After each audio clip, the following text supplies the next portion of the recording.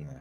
What show was Jakob on last week? Was it Pat's? Were you on Pat's show last week, or were you on? Not on Pat's show. I was on Rich Rebar's show. Oh, I don't listen to that one, so it wasn't that. I was on what? Who else? I was on with Jax Falcone. Jax. That was it. Yeah. I was loving that show, even though Jacob can't put away his analytical mind for 2 seconds and just pick one fucking player. He's got to be like, well, if you break it down by the equation of the subtractic octagon or something to that. Jax was killing me on that show. He kept making me try to get off the fence. I didn't want to get off the fence. I like to sit on the fence. The fence is comfortable. It has a recliner. You would like to sit on a fence. Yeah, I do like to sit on a fence. Yeah. How did Friday's show go from the terminal? I missed it. That was fun. That was an experience. I'm so glad to be back in my apartment for sure. I don't have to deal with eyeing down security, afraid they're gonna. Oh, Gator, you don't even right? Yeah.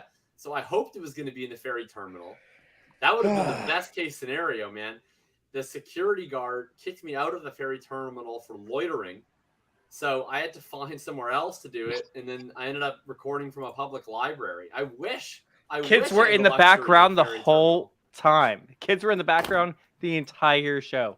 How did you raise your voice and get excited if you were in a library? I did it for him. I did it the whole time. I was getting so loud, it completely offset the entire episode. It was amazing. I'm extremely excited to be. I actually probably won't be recording this episode from my apartment, but I'll be doing it from the safety of an Airbnb with full installation from all screaming children. What about if they kick you out of the Airbnb? You actually have it booked, or? No, I'm not. So the whole reason I was in the ferry terminal, the library, and all that, my parents came out to visit BC. So we went up to go to Tofino. We watched some whales. We hung out in the ocean. We did some hiking and everything last weekend. Now they're staying at an Airbnb in Vancouver. I'm of course, in my apartment. I'm going to be hanging out with them all Friday. So I'll probably just do it from their Airbnb. But I promise you, that's a very secure location. The sound quality is probably absolutely identical to the sound quality here. And that it's just a regular room. I want to know why you don't use the microphone for our podcast, but use it for the player profiler one. I do use the microphone for our podcast. Are you using it right now? Are you? Of course. Well, okay. Because he thinks less of this show than the player profiler one. No, I use the microphone for all shows now. I just got it I think a week before we started the player profiler show. So I wasn't using it previously, but now I have it and I'm using it. Oh, maybe that room's just full of echoes. Who knows? All right, let's start the show. Which room?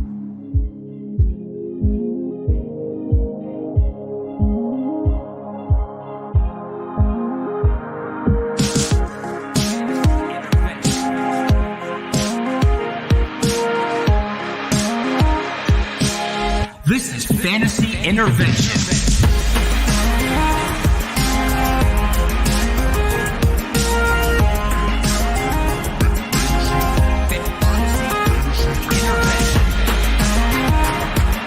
Now here to intervene with your fantasy life, Shane Manila, Jakob Sanderson, and Chase Vernon.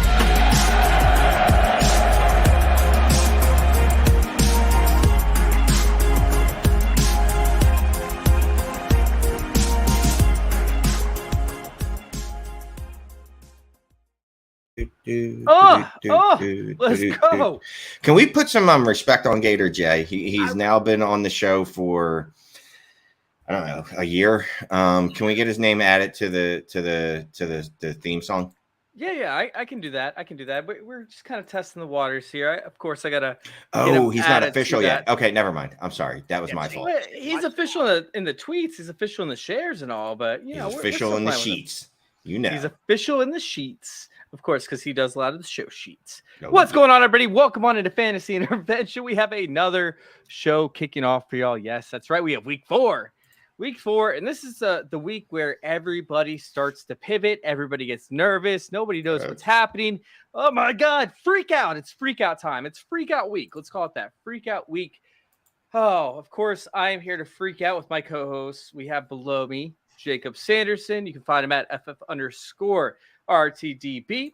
To the bottom corner of the screen, we have Shane is the worst over there on Twitter. That's just mean. Jesus. Shane, you're the worst, dude. You're the worst. And then we have Gator J. You can find him at Fantasy J77. How we doing tonight, y'all? What's going on? Is there just something in the air that makes week 4 so sweet and so bitter all at the same time? No. Simple answer. Thanks, Shane. Thanks. I love week 4. Week 4 is the week that everybody starts to pivot. They start to tilt. They start to figure out that something's not right with their rosters. I love week 4 because that's when people start to freak out. You start to see trades fly. You start to see just magic happening in the air. It's literally just me. You guys have not seen that in any of your other leagues where you see an increased amount of trades, increased amount of drops, anything like that? Absolutely. I've seen it. But for me, I think it is after this week. I want to see what's going to happen after this week. I mean, I'm in one league where I'm 0-3 because I suck, but that's okay. You know, Shane knows all about that. And then I'm in a couple other leagues where I'm 3-0. So, you know, next week is the week I'm going to start freaking out. It's not going to be this week, although I am seeing a lot of drops. How was y'all's week 3? Because mine was absolutely brutal. Like, this is the worst week that I've had in this season in a long time. I lost nearly every single league that I'm in, mainly because I had like my DeAndre Swifts and whatnot in most of my leagues, my Jonathan Taylors. But then, man, I'll tell you what, like it was brutal. I think I'm only undefeated in one league, and that's it. Maybe two out of like my 20-something odd leagues. Did anybody else have a rough week 3? I'd like to point out that I'm undefeated in SFB. Thank you. Wow. 95th overall. Are you? Yeah. I mean, that's probably the best I've been in SFB in quite some time. Saquon Barkley, I want to appreciate you. I appreciate you, homie. You've helped me in my redraft leagues, even though I swore off redraft leagues after last year. Didn't work. No, I had a decent week. I have a lot of Mark Andrews and Lamar Jackson. And then I have a lot of Jalen Hurts. So I did well in those, but the leagues I did bad in, it's because I got Deshaun Watson as my other quarterback, and I'm clearly punting this year anyway. So I want to lose, brah. Husker. Husker's in the chat, man. It's been too long. Sorry, by the way, guys. I'm trying to get my camera right. Real quick, Husker is a patron of the Dynasty Trades HQ chat, so that's why he's always in there now. And we appreciate him. He's a great dude. And he's really always bringing Husker? the trades there. Oh man, Jacob, what happened with your week 3? You've been very quiet since coming on the episode so far. What's going on, man? It's going good. I mean, week 3 was fun. I watched so little of it. Like, I was out traveling around. People who watch Chase and I's DFS show know the adventures that I was going through this weekend, the trials and tribulations. So honestly, I saw like the last 5 minutes of the early slate, which was just enough to see the Colts pull off a shocking upset against the Chiefs. That was awesome. I immediately checked my phone when I got out of the rainforest and laughed at the fact that Chase made us play Kenny Gainwell over Devonte Smith in a DFS lineup this week. Oh my God, I hate myself so much for all the Kenny Gainwell talk. Show, most certainly. But otherwise, no, it was a fun week. I would say it was a better best ball week for me than managed because I have like a zillion Khalil Herbert shares in every format. And in best ball, I got to count all the points. And in managed, they were all on my bench. So except for like my tanking teams, I scored a lot of points on all the teams that I don't want to win because I was forced to put Khalil Herbert in the lineup. And I'm Ramondre. So it's like I log in, I see my tanking roster. That was the most fun I had all week was my home league. I've been playing, like we've been playing the same divisions for all these years, and I'm playing my buddy who's in my division. I consider my divisional rival. I'm trying to tank this year. Like I have like 15 firsts the next 3 years. I don't want to win any games. I come in at 1-1. I've somehow already won a game. I have Herbert. I have Ramondre. I have Dubs. And I smoked him. I beat him by like 60 points, and I was just relentlessly abrasive in the chat. So that was a lot of fun. But so the leagues I wanted to win. You were pretty much doing what I did in the whole, like in the fantasy intervention league last year, where I tried to tank the whole thing last year and I won the entire thing somehow, some way. Like, no idea how. You got to love and hate when that happens, especially when, you know, a guy like Ramondre or a guy like Khalil Herbert takes over. Obviously, Khalil Herbert was the number 1 waiver wire pickup we go a little bit into that. But let's actually go ahead and let's before we answer some of these questions, because I do see the questions lining up. And by the way, if you do have questions, please get them to us. If you're watching over there on Twitter, head over to Fantasy Intervention or youtube.com/Fantasy Intervention. Once again, that's youtube.com/Fantasy Intervention to get those questions in the chat. And we will actually get to those questions. I see you, Giovanni. I see you, Robert. And I see you, Dale, asking those questions. So stay here. We will answer them. Before we do, we play a little game, right, where we have to pick players outside the top 20 to finish inside the top 10. And let me tell you, our picks last week were absolutely horrendous. Shane, I believe you actually won the week. You picked Trevor Lawrence and Dameon Pierce, both who finished top 10. Trevor Lawrence was 4. I think that the time of Trevor Lawrence's eligibility in this segment is coming to a close. Very close to it. Quickly. But I got it when it was good, and I did the thing, bro. Meanwhile, we all failed epically at the tight end position and at the wide receiver position. Gator J got 2 points from each one of those. I don't even have a tight end position. Hang on, timeout, because no, I failed epically at tight end for the first 2 weeks. I got 5 points this week. That was probably a top 5 tight end. That's an upgrade this week. It was bad, man. And honestly, like these running backs too, the running back position is almost feeling like tight end position, where if you don't have a top end option, like the zero RB strategy, the zero RB strategy only works with like 2 running backs so far this season. That's about it. So I think that's something we should discuss. But was there anything that you guys want to take away from this week in terms of like epic failures, like the Mike Williams of the world, the Elijah Moores of the world? Like, is it time to move on from some of these guys? Is there anybody you want to talk about in particular? Here, look, you can't move on from Mike Williams in redraft. You can't move on from Elijah Moore in redraft. But what I'll say to you is you are an epic failure if you did not expect Mike Williams to do this to you, because this is what he does. He is not, and I'll use the term Peter Howard hates viciously. He is not an alpha. He's a dude. So this is what happens to dudes on the football field. Sometimes they get a lot of targets. Other weeks they're just kind of hanging out like, hey, what's up? How you guys doing? Now, I'm not really balling this week. It's just what happens. I mean, hopefully he's your flex and not your wide receiver 1 or 2. And, he didn't crush you this week. Oh, man. And, of course, we have onlyfans.com/fantasy intervention. JohnsOnly.com, baby. All right, so I'm going to name a few players. I just want to know, instead of doing like an FMK segment, I just want to know if we're moving on from them. If you disagree with the person that I picked to answer the question, then you can speak up. If not, we're going to move on from that player, and then we'll get to our first set of questions for y'all. So I'm going to start out with Gator J on this one. Are you moving on from Russell Wilson? Yes or no for redraft? Obviously, like, are you dropping him off your roster and seeing quarterback leagues? Are you trying to find a trade partner? What are you doing? Yeah, I'm trying to find a trade partner as quick as I can. I've been off of Russell Wilson since he got there. I said way back in the summer when he signed with Denver that I didn't see this offense coming together this year. Maybe next year, maybe the following year. But for redraft, I mean, I don't see it coming together this year, and I think it's been proven at least through the first 3 weeks. All right, do either one of you guys disagree? Yeah, trade partner or drop? They have by far the most yards per touchdowns this year. Like, I think that they have to regress a little bit. That was the only game I got to watch pretty closely. I mean, Russ, to me, still looks physically fine. Like, I don't think that he's physically atrophying. It just seems like he's taking a long time to read the offense. It does seem like it's coming along slowly. But they've also had guys in and out. They had Judy was out most of week 2. He was playing half the snaps week 3. He wasn't practicing. They've had Hamler in and out of the lineup. They lose Patrick. I don't know. I think that they're going to figure it out eventually. I'm not sure when, but I'm trying to be patient with Russ. But in redraft, I mean, it's one quarterback. If you're playing in a 1 quarterback redraft league, you can certainly find another option. It's pretty shallow there. All right, Shane, Matt Stafford, you dropping him? Are you're working to find a trade partner, or are you holding on to him? In redraft, I mean, what am I going to trade him for? Khalil Herbert? Sure. Can I trade him for Khalil Herbert and some fab? He's a someone asked me this on Twitter, if they should drop Stafford for Herbert. Actually, that's the only reason it came to mind. Yeah. And I said, yeah, because he has Jalen Hurts and a 1 QB. Like, bro, Stafford is replacement level or worse. You can go get Matt Stafford off the waivers. His name might be Derek Carr. His name might be Matt Ryan. He's exactly the same dude. It doesn't matter. He's not going to win you a week. Not the way he's looking right now, at least.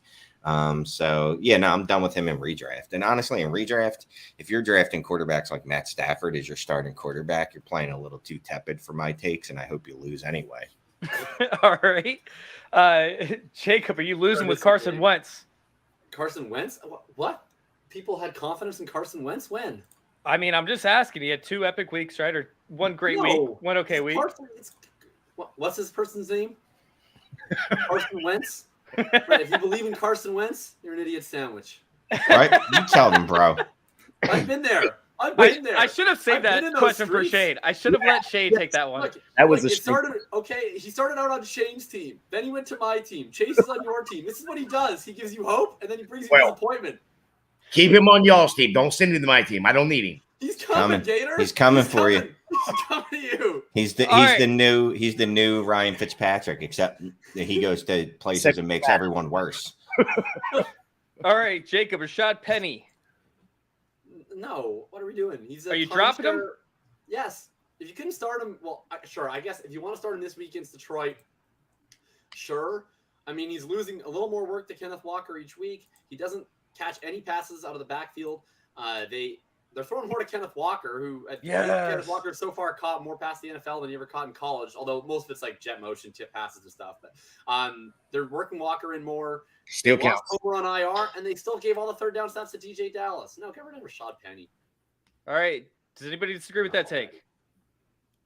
All right, Shane. I want to know about Kenneth Walker. In redraft? In redraft, are you actually trying to stash this guy? Are you holding on to him? He played 9 snaps, saw 6 touches, I believe, on 9 snaps. Are you trying to make sure that you hold on to him if you drafted him? Are you ready to get rid of him because you think it's going to be too much of a timeshare, like Jacob just said? What are you doing with Kenneth Walker? We're dropping Rashaad Penny. So I'm what they call a sharp. So if I drafted Kenny Walker, I understood that he was probably going to be absolutely useless to me the first 8 weeks of the season, if not longer. And I drafted him because I didn't want to have to fight for him on waivers. And I understood that that's going to leave me thin on my bench, and I'm probably not going to be able to carry an extra kicker or defense. Sorry. I didn't mean to shame anyone that plays with kickers and defenses. There was no need for that. There was absolutely none. I apologize. No, I'm still holding on to him. I didn't expect him to come out gangbusters anyway, right? We knew he was injured with some mysterious core injury. We knew that Pete Carroll's an idiot. That's not going to change. Pete Carroll's going to remain an idiot, but you got to hope that Rashaad Penny does Rashaad Penny-like things and gets injured, which he will, or continues to be bad, which he will. And then Ken Walker will hopefully get the run that, he should. That's what happens with most rookie running backs. They get the run later as the season goes on. I think it's hard not to be like bullish on Walker. I mean, who knows if it's going to amount to anything in redraft? Like without Penny getting injured, I'm not sure that you can really start any back in this backfield for now because it's a 2-back split on early downs for a terrible team, and neither of them play on third down. So like, it's not good. But especially if you have Kenneth Walker in dynasty formats, I think it's exciting that they're using him in creative ways. They're already getting him involved in the offense. It's going to come along a little slowly, but you got to be, I think, pretty excited. All right, raise your hand if you want Burkhead. Okay, cool. Let's go to move on. DJ Moore. Gator J, what do you do with DJ Moore? See, and I thought you were going to go to me with Burkhead because, the whole Dameon Pierce thing, and I already had a spiel set up for Walker, but, you gave that to Shane. So, DJ Moore. DJ Moore is a wide receiver too. He's a wide receiver too. He's always going to be a wide receiver too. And I saw a tweet the other day, and I wish I'd have found out or remember who put it out there, but somebody put out a tweet the other day that DJ Moore should go to the front office and demand a trade of Baker Mayfield yesterday. I don't want DJ Moore on my team in redraft because the horrible crap around him, the crappy quarterback. It's the same thing. And it goes right there with CMC. I mean, you can't get the ball down the field. Yeah, I mean, it's been pretty ridiculous. Like, what do you do with DJ Moore though in fantasy? Are you trying to trade him? Are you trying to hold on to him until you see one big blow up week? What are you trying to do? If somebody will trade me, give me a early second or a late first. We're talking redraft, baby. Redraft season. Well, then what can I trade for him? Oh, can I get Khalil Herbert? What do you guys say? Would you do Khalil Herbert for Penny or for DJ Moore? No, I'm going to hold on to DJ Moore. Look, I've given up on any dreams of DJ Moore being elite. And whatever, we want to blame the quarterback because, Adam Harstead did have a good tweet where he was just, I think it was Adam Harstead, showing just bad pass after bad pass from Baker towards the general vicinity of DJ Moore. I got to believe that some of this just has to be that Baker got there late, and maybe he'll improve as the season goes on. Maybe they'll, I don't know, somehow make that playbook easier for him and just do a lot of more bubble screens and just slants. I can't trade DJ Moore for Khalil Herbert. Not in redraft. No, sir. Well, I was 100% joking when I said trading for Khalil Herbert, please. All right, let's go ahead and move on to Brandon Cooks. Where's Brandon Cooks' value lie for redraft teams? Like, is he a throw-in for trades? Is he something that you want to hold on to because, hey, his value could end up increasing for redraft as the season gets closer to an end? What do we do with Brandon Cooks? Because it feels like he's always been more productive than what he is right now, and he's also been way less productive than he is right now. I feel like it's kind of like a coin flip at this point. You want to hold on to him just to use him in those valuable games, or you want to try and move him? It depends on how big your league is, right? If you're in a deeper league, I think the better days are ahead for Brandon Cooks. If you're in a shallow league, I'm not sure why you drafted Brandon Cooks, but if you have Brandon Cooks, then I would probably hold him, wait till he has a better game, because he will. He's still earning a ton of targets. He's not washed. It's just that he's on the wrong side of the variance, and his quarterback's Davis Mills. So wait till you get a better game, and then package him up with somebody else. Go get an actually impactful player. Which probably the same thing at this point, unfortunately, with DJ Moore. Like, don't treat these guys in the draft low because they are good players. They're going to have good weeks. But then when they do have one of those good weeks, probably best to package them up and get yourself something shiny. All right, so we do have one last segment for the tight ends to go, and then we're going to hop onto these listener questions. We're just going to do tight ends, and we got your questions coming, all right? Dale, I still see you at the top. I hope you're still here. Let me know in the chat if you are. We definitely want to answer your question. Same thing along with Ivani and Robert, and I love that question, by the way, of Dame. All right, so Kittle. What do we do with Kittle? Like, is Kittle somebody that you even want to start from week to week? Like, next week, are you putting him into your starting lineup, or are you trying to maybe play or grab a tight end off waivers to fit in there? Because tight end just seems like viciously terrible this year, even compared to previous years. So we did Dynasty Trades HQ last week, and the show was literally inspired by my hatred of George Kittle. And the fact that I am completely off of his brittle, non-producing ass. But here's the thing. If you drafted him, you probably drafted him pretty high, and you have to throw him in your starting lineup because what's his upside? His upside is he can drop 40 points in a week, as opposed to, let's say, Logan Thomas's upside, who could hit 15 points if everything goes right. I don't expect a lot out of my tight ends anyway. For the most part, it's almost like bonus points. So I'll leave Kittle in there. If he gives me 5, great. If he gives me 40, I'll be ecstatic and pretend like I always had faith in him. Yeah, I got a similar question about Waller on last night's show, and I think you invest early at tight end. Like, if you invest super early, like Andrews Kelsey, you draft him in the first or second round. Yes, you're allowed to expect elite production every week. I'll give you that. But if you kind of take like the early mid guys like Waller and Kittle and whatever, I think what you're doing is you're drafting the ceiling, right? Now you have a tight end who has a capability of a ceiling at tight end in a position that most don't. But you're also probably still going to have to deal with some shitty weeks. I think you'd have to accept that with Kittle.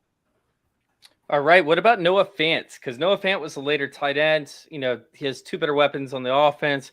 But, honestly, like, he's getting outproduced by a guy that we're going to talk about here later in some instances. Is Noah Fant a guy that you have to roll into your lineups? Are you dropping him off your lineups? Are you working to try and find a trade partner? Like, at what point are you at if you have Noah Fant on your roster? Gator J, a little bit of you. I don't think you can. I don't think you can find anybody that's going to trade for him. So it's going to be a drop. A family member. Most cares about you. Most of them are dropping him. If you pay attention to the sleeper, their family of Kittle or of Fant is dropping him. So I don't think you get. I think you're going to have to drop him. Again, like you said, if you got him, you drafted him late, so it's not going to hurt. You were drafting him to stream him anyway. So I don't think that's gonna be effective or affect your lineup at all. Just get rid of him.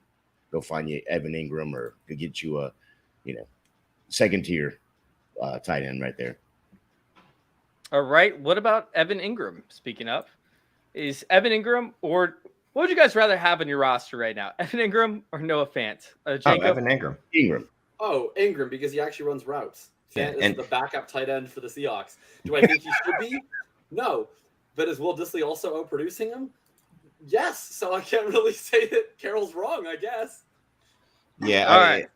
Noah Fant is a drop. He's a drop, and quite frankly, even in Dynasty, he's slowly moving towards roster clogger status, which hurts me in my soul. He's roster clogged 100%. So I'm in for anyone who plays FFPC redraft, like it's pretty deep bench redraft. Like you're starting 2 flex players. I think you have is it 10-person benches? I want to say 10-person benches. Maybe 8. I think 10 though. Like you're always rostering a lot of players, and I'm dropping Noah Fant this evening in that. So, and that's like a league where like Daniel Bellinger is rostered, like Well, I mean, he runs routes too and catches balls, and And Daniel Bellinger, that fucking son of a bitch. I posted on Twitter yesterday. I had 2 in 2 of my listener leagues for HQ. I lost by a total of 2 points. In one of those leagues, it was because goddamn Daniel Bellinger had whatever he had on Monday night. Would he have 4 points? Just enough to beat me. Jerk off. Hey, I told you watch out for Bellinger. You didn't want to hear about my tight end takes. I also played Hendershot this past week in a couple leagues and won a league because of it. It was amazing. I almost picked him up off waivers. He's very he's the perfect backup Cowboys tight end that comes in. You don't expect anything from him, like a Blake Jarwin, like a Dalton Schultz, and somehow, some way, he ends up giving you production. All right, so let's go ahead and talk about DK Metcalf real quick, because DK Metcalf has these up and down weeks. Meanwhile, we're going to talk about Gino Smith here in a little bit, so I don't want to dive too much into Gino Smith.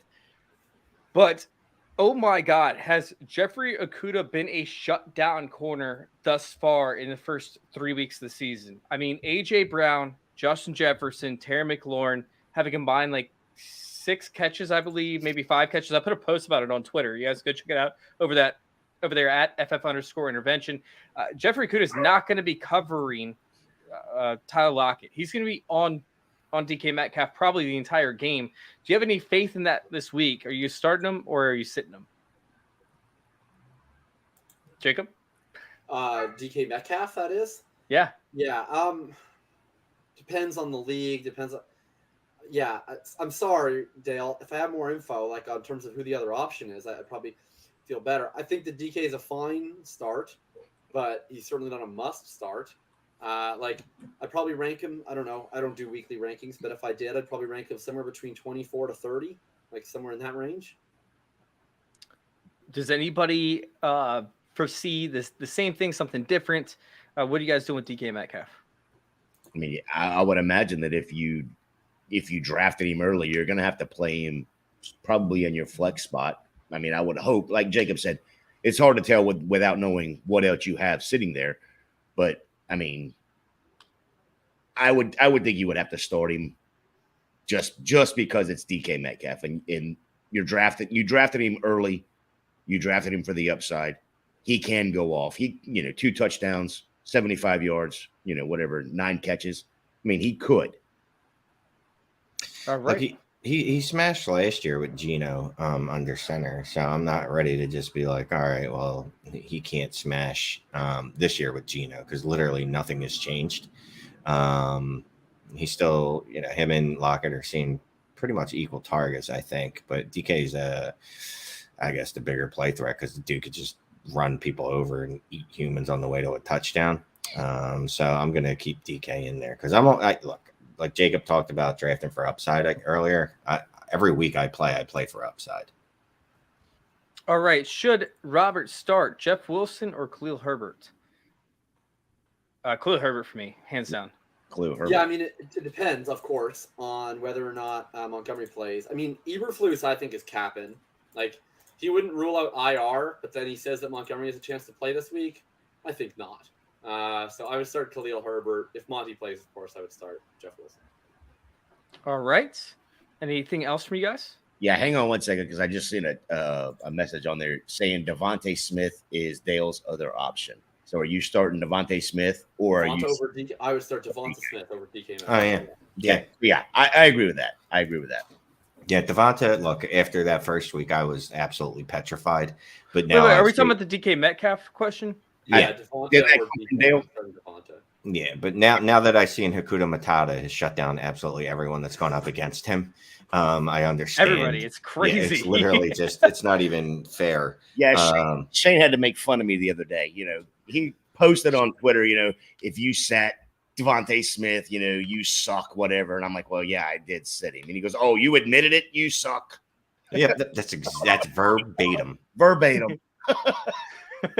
No. I'm telling you, Jeffrey Okudah is like, his shit's insane. He's literally shut down everybody that he's played, even the backups and stuff. When he lines up against one of the backup wide receivers, he shut them down too. It's been pretty nuts. But yeah, anyways, back to the other question. Where was it? Herbert or Jeff Wilson? Yeah, Did you have Herbert, a take on that, if Gator Monty J? was No, I mean, I'm starting Herbert.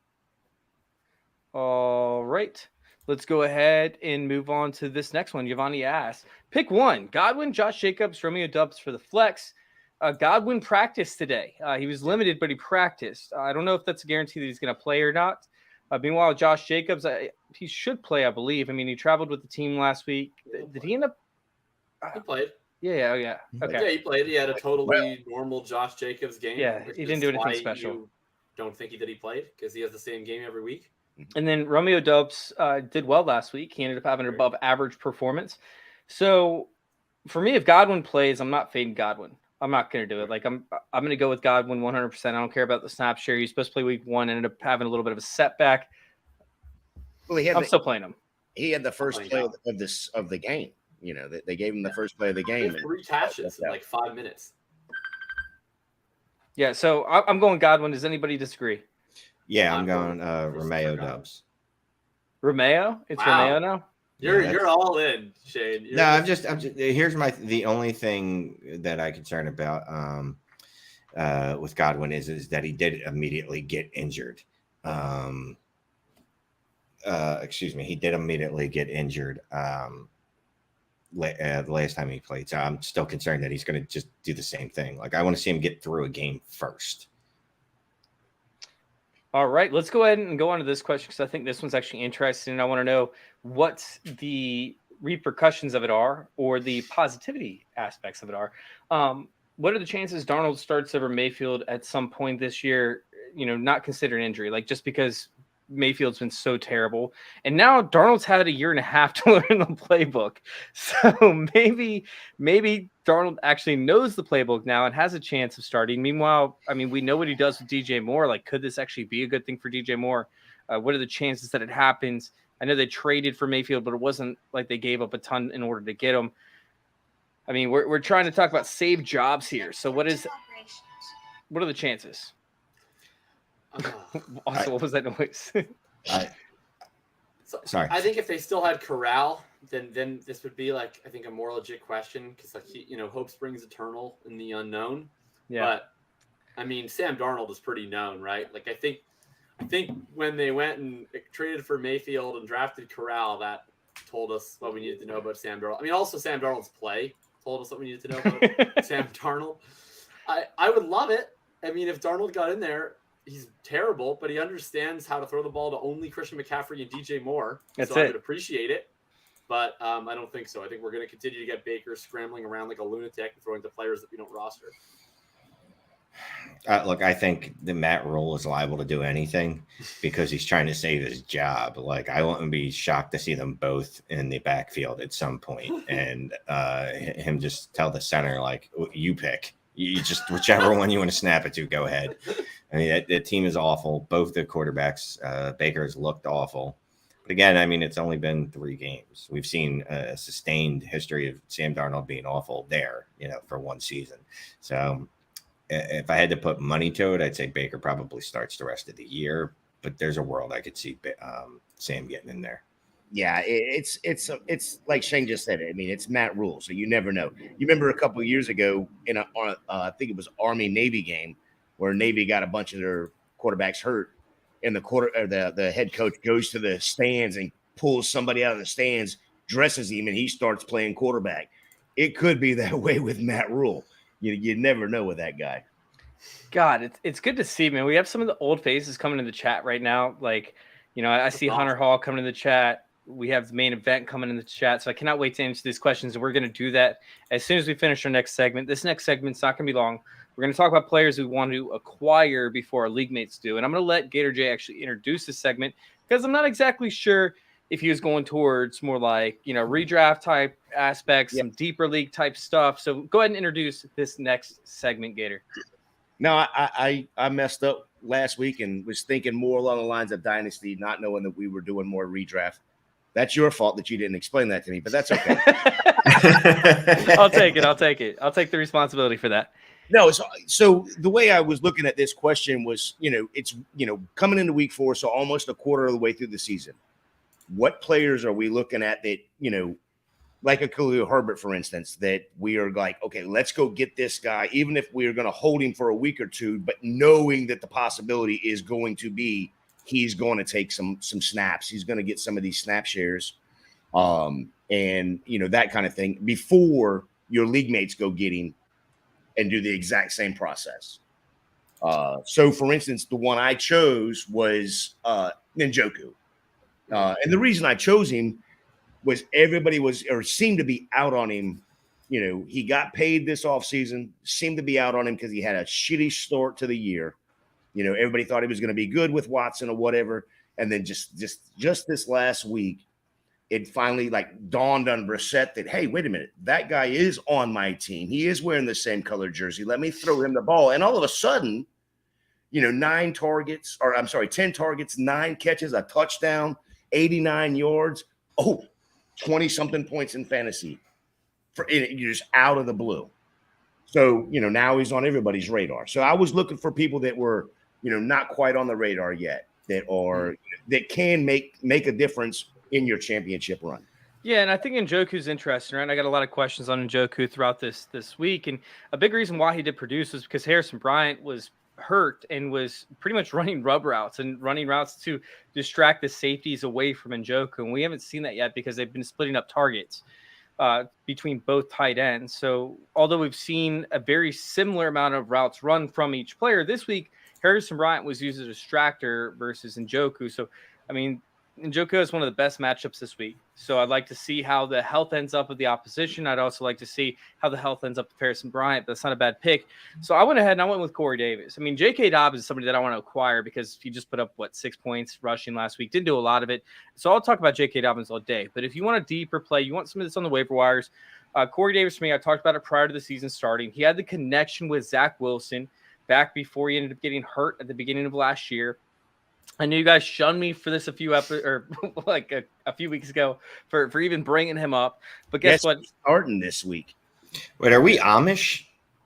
We shunned you? Amish. You guys shunned me. You guys literally said I can never bring up Corey Davis again on the show about 3 or 4 weeks ago. I think it was the week prior to the season starting. I'm like, hey, he's just somebody you want to keep an eye on. But guess what? He's second on the team in routes run. He's second on the team in touchdowns. He has a massive connection, like I brought up with Wilson, and he's averaging 18.7 yards per reception. He does not have that connection, or Elijah Moore is not running those same routes that were getting him high volume targets. And Zach Wilson wasn't great at passing to Elijah Moore last year on those deep routes outside of a week or two. Meanwhile, we know that Elijah Moore ends up being injured on a regular basis. Last year, how many weeks did he play, Jacob, last year? Well, he got injured once. He played and then he got injured. No, he got injured twice. I don't think he got injured. Maybe he got injured No, twice. he got injured once, or maybe he got injured at the beginning of the year. I don't know. Yeah, he definitely got injured at the beginning of the year. He wasn't injury prone in college, so it's not like he's Deebo Samuel out there made of No, fine he China. wasn't. But even all of them on the field at the same time, he's still running more routes than Garrett Wilson. He's still seeing more targets. He's still seeing more touchdowns than Elijah Moore. I think that he just has that upside potential. So he's worth monitoring. He's worth keeping on the back end of your rosters. If you're looking for a wide receiver, if you ended up going running back heavy early and you're dealing with guys like Donovan Peoples-Jones, go ahead and put Corey Davis on the back end of your rosters because he could end up exploding if Zach Wilson shows that same connection that he showed in the preseason, the beginning part of last season before Corey Davis got hurt. Yeah, it looks like Zach Wilson's supposed to start this week. Yeah, he's definitely going to start this week. So Elijah Moore is going to smash. Well, that means Hall's going to smash too then. Look, Hall, not for nothing. If anyone in your league is down on Hall, well, one, they're stupid. But two out of the 3 weeks, he's seen at least 9 targets. Now, I don't know. Maybe I got that wrong. Either way, he's had a ton of targets in 2 out of the 3 weeks. Although one of the in the sandwich week, I guess that's what we would call it. He only had 1 target because, well, the Jets are stupid and they do things like play Ty Johnson. It's Michael Carter. Like, I can't even, like, I'm fine at this point. I'll accept some Michael Carter shares, like, or snaps. But the fact that they're putting in Ty Johnson over him just makes me want to die inside. Anyway, so he's 2 out of his 3 games. He's had 9 or more targets, 9 and 11 targets. He actually took over the snap share leadership last week. The usage is coming. It is very much coming. As much as we like to make fun of Zach Wilson, he is a more dangerous quarterback than Joe Flacco, good or bad. And I think that the Jets could actually score more, and we get some Breece Hall touchdowns, because it'd be nice if he could get some red zone opportunities, since the Jets haven't had many of those.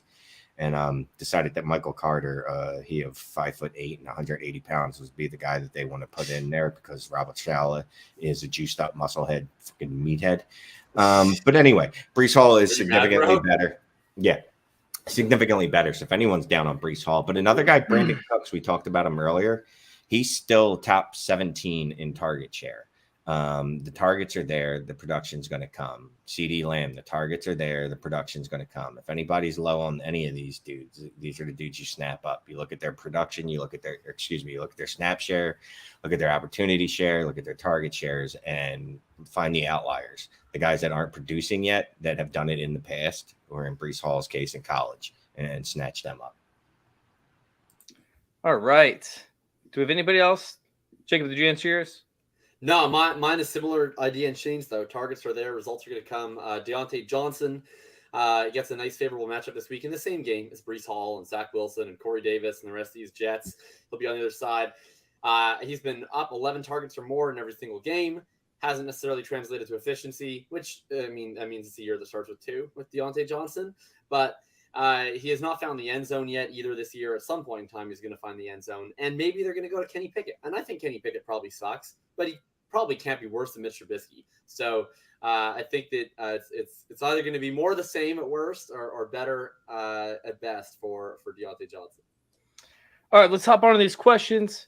Robert is 0-3 in one league, and Kamara is a big reason for that. Do you guys see him turning around stuff because the schedule is looking softer, or should I try to trade him? Honestly, I don't see how Alvin Kamara gets worse than what he was. I personally would hold on Alvin Kamara, but go ahead. We'll start out with Jacob on this one. What you got? I have some worries about Kamara systemically. He hasn't been running as many routes this year as he was in the past. The Saints have actual receivers now, so they're not going to be throwing to him as much as they used to in the past. They've been using Mark Ingram on all of their green zone touches, so inside the 10 touches, the 2 that they had with both Kamara and Ingram. Ready, and Kamara is one of the lowest graded rushers in rush yards over attempt. All that being said, he will have good games. He plays enough snaps to have good games. So I want to sell Kamara, but I think I'd probably want to wait until he has a good performance and then try to sell Kamara. All right. Anybody disagree on that, or you guys want to hop on to the next question? No, I agree 100% on that. I just also feel like they've got a quarterback. Well, I say a quarterback. It's a quarterback that's not named. It's not a tight end or running back or whatever he is. So, yeah, I agree with that 100%. All right, Shane, can you pick 2 players? We have Brandon Cooks, Sutton, Chris Olave, Chark, Samuels, DK Metcalf. Who is your wide receiver 2 in flex spots? We need 2. Shane, you're muted. That's not true. I don't appreciate you muting me like that, making me look stupid. It's hard to move off of Olave after back-to-back weeks. 13 target games. Yeah. Now, understand that the Red Ranger is going to be in there, it looks like, this week. But Andy Dalton's okay quarterback. He's good enough. He shouldn't affect Olave. So, and this, you can only pick. God damn it! I gotta go Samuels in my flex, dude. I mean, the dude's the league in target on the what do you call those people? The Commandos. He's seeing usage as a running back as well. I don't know how I got here, but apparently I'm putting Samuel in my flex and Olave in my wide receiver too. Again, I'm shooting upside. I guess I'll just be the boring guy. Wait a minute. Is that Debo? No, it's Curtis, I'm sure. Oh, wait, yeah. And that's DK. Debo. I'd also play Debo. Okay. I'll just be the boring guy, I guess. Stick to some priors here. I'd play Cortland Sutton and Brandon Cooks. So, wait. I saw a report that said that Jameis Winston was just taking a rest day and that he'd be all right. Am I the only one that saw that, or did you guys see something different? Well. No, I saw that report as well, but I also saw the report prior to that said, with Jameis's back, that Andy Dalton was taking all the reps with the ones, which of course, if Winston's taking a rest day, of course, Andy Dalton's going to take the reps with the ones. But so I think it's kind of a mixed info right now. We'll have to wait and see on that. But I think Winston ends up playing. Yeah. Okay. I'll take Sutton for sure, and then I'm probably going to go with Olave. If Winston plays, if he doesn't play, I'll go Brandon Cooks. I'll tell you what, man, real quick on Sutton. Sutton so far in the Sutton v. Judy wars is just smacking Judy around Judy's right been now. a non-participant in those wars. He was injured in week 2, and then he played half the snaps in week 3. I'm just saying. This week, the wars once again commenced. We had week 1, went to Judy. Then Judy didn't play the full games. So as far as I'm concerned, it's 1-0 Judy. I agree with that. I agree with that 100%. All right, so we do want to answer the rest of these questions. I'm definitely down to get to them, but unfortunately, Jacob actually has to go to a class in about 15 minutes. So I do want to get on to our next section, which is which players outside the top 20 have a chance of finishing top 10. We use ESPN rankings to give you guys a little bit of insight of who to stream, who to try to get into your flex spots. We all pick one player, and then we have a competition at the end of the week. Last week, Shane won. Hands down, was the best performer at that. This week, who's the overall leader though right now? And I'm only going to bring this up because right now it is this guy. Yeah, but that's only because I wasn't here for week 1. Hey, Shane. If we go points per game, my victory lap. Points per game. We don't do overall scoring here. That's Right how you now. pretend a bad running back's a good running back. Get out of here with that. No, I think availability is the best ability when it comes to podcasting. Jacob, that is definitely not your theory. No, Oh not my in God. football, but in here's the difference, right? Football, I say injuries are random, right? There's no injury prone. Shane is an absence prone podcaster.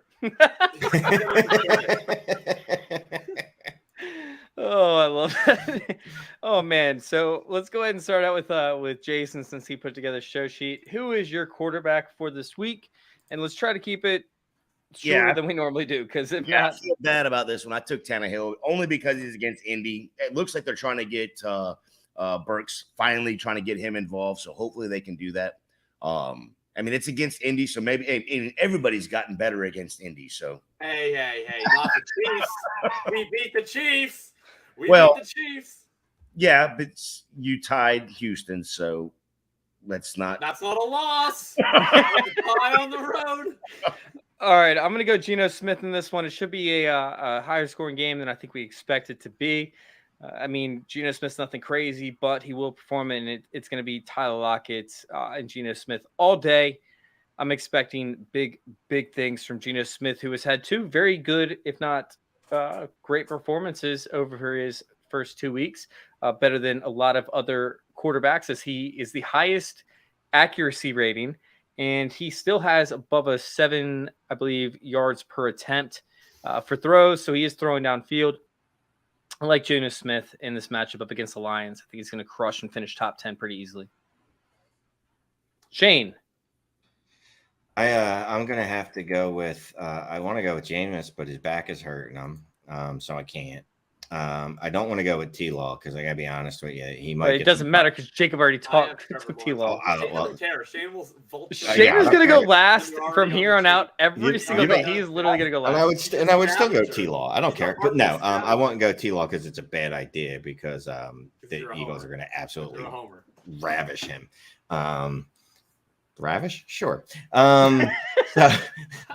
So instead, I'm going to go with Jacoby Brissett. playing the Atlanta Falcons, who give up the 11th most fantasy points to the quarterback position. Jakobi is not very good at football, but he is a good game manager, and I think he can manage to get some points against a woeful Atlanta defense. All right, let's go ahead and run with Jacob's I'm taking pick. Trevor Lawrence, by the way, because I don't understand how he's still ranked outside the top 15. Like, I think he actually is the prince that was promised. I was skeptical in the summer. I wasn't sure, but I think at this point, like, I kind of bought in. He seems pretty darn legit, and I think he should probably be ranked in the top 15 like every week moving forward. So I think he's going to ravish your Eagles. Just kidding. I think the Eagles are going to win by 2 touchdowns, but I think Lawrence can have some fantasy points along the way. All right, we have the running back position. Go ahead and take this, Jason. I mean, I took the obvious one. I think, Jacob, what are you doing? Pollard is what I took because, well, I mean, they gave him all of it last week, 100 yards. 100 yards rushing. It's going up against Washington. I mean, he's getting a 45% on the average, a 45% snap share. So, give me Pollard this week again. He did not get the passing attempts this past week that I thought he was going to get. But I think that's gonna change, and I think it's gonna get better for him. So, yeah, give me Pollard. Yeah, I mean, I think Dallas is in a good position to win this game. Cooper Rush, man, credit to him. That guy's been Super Cooper the last couple of weeks. He does, like, it was alarming because I was in my point spread pool that I co-run with my dad, and we were tied for the highest score that week. We were trying to win the weekly prize, and we had the Giants, and it hit on me about the second quarter that I was like, oh, we're betting on the far inferior quarterback in this game, in Daniel Jones, compared to the backup Cooper Rush. I was like, that's alarming. Anyway, the Dallas gets up in front, so I'm taking Zeke. Off brand. I know that I don't like Zeke, but he saw up over 60% of the team's routes last week. His routes have been climbing since week 1 when Tony Pollard had some troubles in pass protection. I'm expecting to control this game, so I like the Pollard pick as well. I could see both of them easily in the double digits of fantasy points, just like they were last week. But right now, Zeke's running more routes. He's getting the goal line carries, and so I think he's the higher floor pick. But I like both Zeke and Pollard this week. All right. Did Shane already take his pick? Nope. No, he'll just take your pick. I'm not even looking, but I'm going running back. Okay, no one took him. I'm taking Breece Hall. There you go. Breece Hall. Like I said, I like the way the usage is going. I like the targets because targets are good and they're more better than rushing attempts. So if they're going to continue to target him, hopefully his snap share will continue to climb. And Breece Hall can go out there and smash. Also, Pittsburgh's bad at run defense, aren't they? I think Pittsburgh's they have been. Yeah, Pittsburgh's bad at any defense right now. The 9th most fantasy points so far this year to the running back position. They are ungood. Ungood. And this could be one of those games where game script allows Breece Hall to get a ton of rushing attempts because I hate to say this, I think the Jets might motorboat the Pittsburgh Steelers this week. Whoa. You're going to motorboat him? Not safe for work. Oh, God. What's not safe? Wait, that's the first thing that's not safe for work? All right, Miles Sanders is still running the route, so I'm taking him up against the Jags, who are allowed 10 targets per game to the running backs. Banged up? I know it'll shock you to hear that Miles Sanders is I know. I heard it. I don't care. I'm taking them. They're allowing almost 8 yards per reception to the running back. I've been taking Kenny Gainwell way too often in this spot I'm aware. that I want Kenny Gainwell to succeed, but he hasn't done it. So I'm taking Miles Sanders in this one. He finishes as wide receiver running back 26 in the ESPN rankings. So I'm taking Miles Sanders to crush it this week up against the Jacksonville Jaguars. So this is Kenny Gainwell week then. I know, right? Because I'm hopping off Kenny Gainwell. It's Boston Scott week. Or Trey Sermon week. It doesn't. Boston's not even running routes. Shane doesn't even give a damn. He's over there going, I don't care. They're all my running backs right now. All right. So we got the wide receivers. Jason, tell us who your wide receiver is. Hey, I'm hopping back on this Michael Thomas train. I took him, week 1, week 2, somewhere in that range? Yeah, week 1. And, I mean, he absolutely crushed, made it all the way up to wide receiver 8. how the hell he is still sitting back at, whatever. I think he's like 28, 29 right now. Absolutely insane to me. Here's the biggest thing for me on this one here is it's going to be in London. So it's a 9 a.m. game local time for me, which means it's 8 o'clock for Minnesota. So give me all the Michael Thomas with Jameis Winston and Chris Olave that you can do. Don't look at it, Shane. Yes, I messed that up. Because New Orleans time and Minnesota time is exactly the same. Don't look at me. I have literally no idea what time anywhere is outside of the East Coast. Like, I don't even acknowledge it. Like, people will be like, oh, it's 10 o'clock my time. And I'm like, your time doesn't count. What's it by the real time? Oh, man, I'm going the opposite route. I'm going Chris Olave because Michael Thomas in practice today, right? Jameis Winston, I think that he does play. All year, I don't think Michael Thomas knows how to but play. He got banged up in the game last week. Yeah, he got banged up. Stop it now. Like, what was it, the third quarter or fourth quarter? Toe. Yeah, his toe's hurt. James We all know what happens. If he stubs a toe, he'll be out for months. Oh, Jesus Christ. Y'all get off of Shane's bandwagon. No, I have Chris Olave. Look at the show sheet. I got Chris Olave, 13 targets each of the past 2 weeks. And Traquan Smith is out. So let's go. Oh, no, Traquan Chris Smith Olave. That'll make a big impact. This feels like a spite pick. Shane, do yours. Spite show. Shane, do yours, and then Jacob, you're gonna do your wide receiver and then your tight end back to back. Yeah, so he can get out of here because he's got to go do Gotta go law. Be ethical. He's got to go bird law. Anyway, I'm sorry. I'm going to go with Curtis Samuel, 25th wide receiver. I love his usage. I expect a shootout in Dallas. Should be a good time. Do you really? No, you don't. You expect a shootout on Carson Wentz. Did you see that? Man, I'm so excited to play the Dallas defense this week against Carson Wentz. That's all I'm playing in DFS. Dallas defense. I don't care what their price is. I'm playing the Dallas defense 10 out of 10 times. Micah Parsons is going to eat Carson Wentz. Yes. How many sacks? How many sacks? Out like a pile of bones. It's going to be I'm sending Jonathan Taylor for Micah Parsons in redraft IDP leagues this week. All right, let's let Jacob go. Line up, and he's just going to see like a prime rib every time he looks at Carson Wentz this week. All right, my wide receiver is Gabriel Davis. Didn't do much last week on his appearance off the ankle injury, but he still ran all the routes, so I guess he's healthy enough to play. Now he gets a defense in Baltimore that's just been given up high-end receiving production down the field all year long. We saw Jalen Waddle, we saw Tyreek Hill gash them. We saw Devontae Parker, the corpse of Devontae Parker, gash them for 150 yards, who I think is like a perfect analog for poor man's Gabe Davis at this point in his career. So expecting a big bounce back week out of Gabe. And a tight end, I don't want to pick a tight end because all these guys are total bums. But it is bad Logan this week. Thomas saw a season high in routes this week at 63%. He seems to continue to work up off of his ACL tear recovery. I expect him to trail in this game. They've been a high pass rate team when they've been trailing, and I don't know, maybe he'll get a touchdown. He's pretty bad though. Yeah, it was brutal. All right, Jacob, thanks for tuning in, man. I'm gonna go and do your read after we get done with this segment. Go enjoy your law. I will. I'll take extra note of all the birds for you, Shane. All right, you guys. I'll see y'all, and I'll see you on Friday, Chase. Have a good one. Sounds good. I'll see you later. All right. I'll see you on Friday too, Jake. I'm going to join the show. Are you? You're going to do some DFS with us, Shane? Yes. All right, Gator J, tell us who your tight end is, because I actually almost used him, but I did not. Well, you couldn't because I was first, so yeah. I took Robert Tonyan. I mean, they're going up against New England. It's Aaron Rodgers, and I mean, I just see this game as being absolutely stupid when it comes to what New England's given up against tight ends. Now, mind you, Mike Gesicki was involved in this. So out of 3 weeks, they've played Freiermuth, Gesicki, and then Andrews. And Gesicki just whatever. He didn't show up. Miami doesn't use him.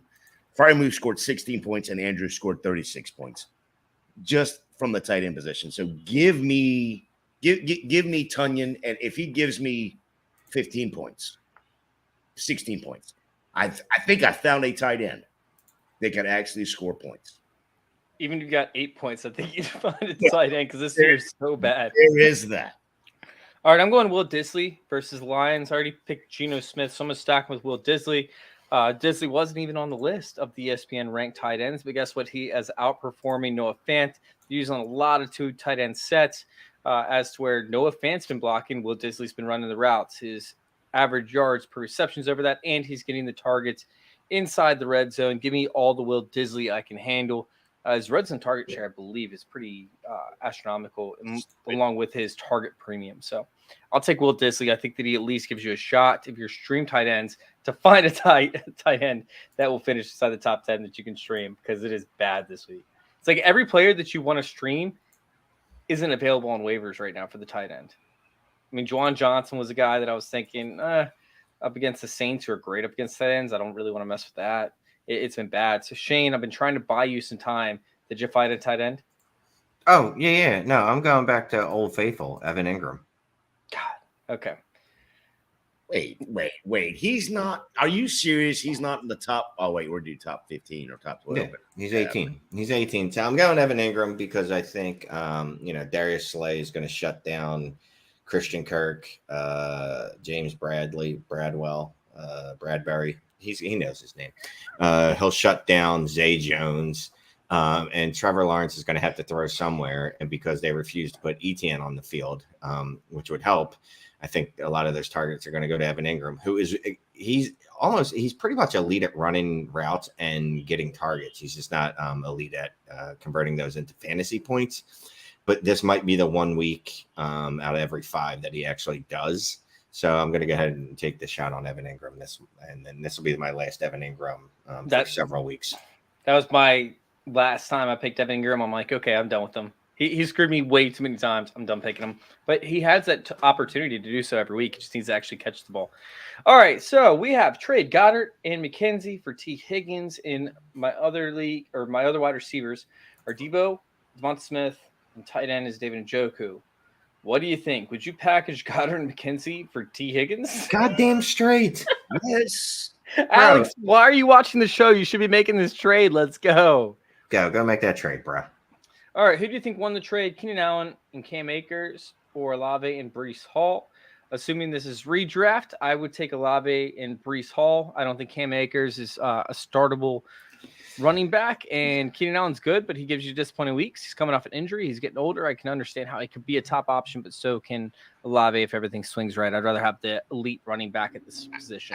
I don't know any format that it wouldn't be the Olave and Breece Hall. Like, it could be 1 week. It could be dynasty. It could be you have to automatically sit one of the guys you just traded for format. That's not even close. All right. How do y'all think Zach Wilson is going to look? Have him as a bench weight with bench weight and C spot, since I'm starting Goff recovering from Lance injury. Well, here's the thing about Goff is none of his receivers are practicing. Right now, DJ Chark just popped up on the report too, but his wide receivers aren't practicing. Amon-Ra St. Brown, his ankle, he wasn't practicing. For some reason, I can't remember their second wide receiver's name. His name is DeAndre Swift. Yeah, DeAndre Swift not practicing. TJ Hawkinson also didn't practice today. And I know it's Wednesday. Did DJ Chark practice? I don't know if he practiced or not, but he definitely popped up on the injury report. And again, it's only Wednesday, so obviously things can change. But right now, I'd be fine with throwing Zach Wilson out there. Yeah. Quick question: Who is Detroit playing this week? Seahawks. Oh yeah. You're playing golf. All right. How about these Vols? Shut up, Hunter. Leave me alone. All right. I lost by 0.8 because I started James Conner instead of Lazard. Should I try and trade Conner and Waller for Everett and Chubb? Chubb, I believe, is the running back 1 on the year thus far in fantasy. Correct me if I'm wrong. Saquon. Oh, Saquon is. I think Chubb's 2 right now. Chubb would be 2. So I think I looked this up on Monday night before the game started. So that would make sense. He also has Damien Harris, Cook, and Madison. So he has plenty of depth, it seems like, at running back. She tried to acquire an elite one in exchange for Conner and Waller. Everett's been commanding about a 14 or 17% target share, but not great. I think it'd be more dependent on who your backup tight end is, or who's available on the stream. I probably would. Nah, actually, I probably wouldn't. I'd probably wait and see because they were talking today about Connor getting more involved on the offense. I would hold. I would not trade for Chubb. Yeah, I'm fine with holding. You're paying for past performance. You're paying for that outlier anomalous game where Chubb had 3 touchdowns. Generally, Hunt gets most of the work at the goal line, so that's not going to happen. And Hunt gets the targets. Like Chubb's a very good running back. Connor, assuming he's healthy, is the running back there. He's the one that's used in the pass game. He's the one that's used at the goal line. And Waller, despite not playing very well so far, is significantly better than Gerald Everett. Yeah, unlike Shane, I'm not looking at the numbers right now, but from what I remember, at least from the Pittsburgh game, Chubb did a great job between the 20s, and if it wasn't for the touchdown or 2, it would have leaned way heavy to what the hell is his name? Hunt? Yeah, Hunt. As far as points, so this one here, I think, as much as I want as much Chubb as I can get, I don't think.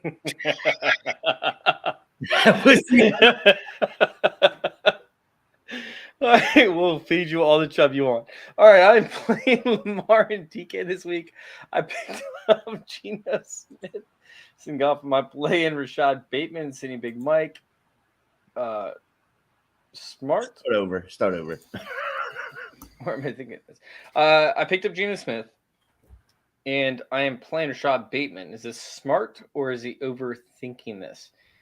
Geno Smith, I like this play. I think it's a smart play this week. I think that Tyler Lockett's going to hammer home. I think that we're going to see some touchdowns come out of the tight end position, whether it be from Parkinson, Fant, or Will Disley. I think you're down with Geno Smith. He should be fine. Get down with the sickness.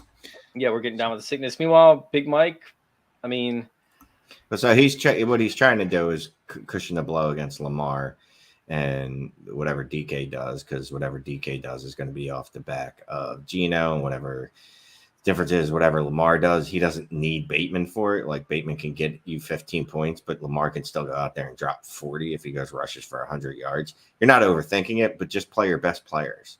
Like you're not going to, like, those points don't get subtracted from what Lamar did.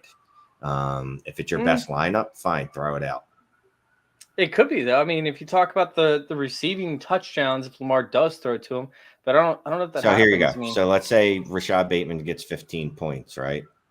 And the other receiver that he could have played, let's say Dumb Bum Mike, gets 20. Who would you have rather played? Just in a vacuum, of course, you're going to say Big Mike.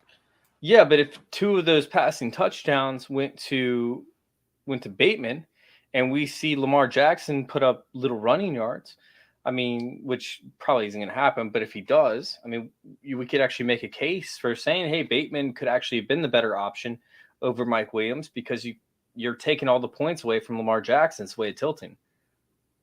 We're hedging bets. So I could, except for when Lamar runs for 2 more. Well, that's that's the big issue, is if Lamar doesn't put it up. So, I mean, personally, I wouldn't operate that way, but at the same time, I can understand where you're coming from. Geno Smith, meanwhile, you get stacked with DK, but I don't like DK this week. That's my big issue, is I don't like DK. So I like Geno Smith. So that pretty much makes this whole argument, I guess, illegitimate to an extent, because now you're trying to counterbalance with another position, and I just don't think that's going to happen. So I'm fine with Geno Smith. Yeah, Big but Mike. I think it's like Shane said, though, to be quite honest, and just to make it easy. No, you're not overthinking it, but play your best players. Don't try to counteract against what he's doing. All right, rank these guys 1 through 3 this week. Deontay Johnson, Garrett Wilson, and Drake London. Woo! With Zach Wilson coming back, I like Garrett Wilson. I really do. I have him on a ton of rosters in redraft. I'm going to put Garrett Wilson at the tail end of this. Meanwhile, I'm going to say Drake London is my 1. Deontay Johnson falls between them. But it's very close. I do like all 3 of these guys. Neil, I don't see any kind of fault of trying to rank these in other directions. You guys disagree or agree on that one?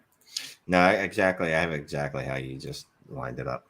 Yeah, and I want to put Wilson 1, but without Wilson and Wilson playing already, you kind of can't. All right. Let's see. That was already a thing. I got T. Higgins, Devonte Smith, Chris Olave. Wait, I think that was not a question. All right. How do you feel about stashing the Jaguars defense? They get a couple cake matchups.